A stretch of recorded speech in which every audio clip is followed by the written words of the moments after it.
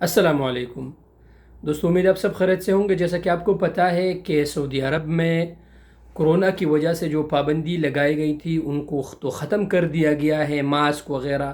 اگر آپ باہر جاتے ہیں تو آپ ماسک نہ لگائے تو آپ کو کوئی بھی آپ پر غرامہ وغیرہ نہیں ہے۔ ہاں البتہ اگر آپ کسی اندر مال میں جاتے ہیں یا مسجد میں جاتے ہیں تو آپ کو کمامہ لگانا پڑے گا۔ اب ایک خبر آیا ہے اور وہ یہ ہے کہ اگر آپ عمرہ کرنے جاتے ہیں اور آپ بغیر تصریح کے عمرہ کرتے ہیں تو اس پر جرمانہ لگایا گیا ہے، آپ کو فائن ہو سکتا ہے 10,000 ریال تک۔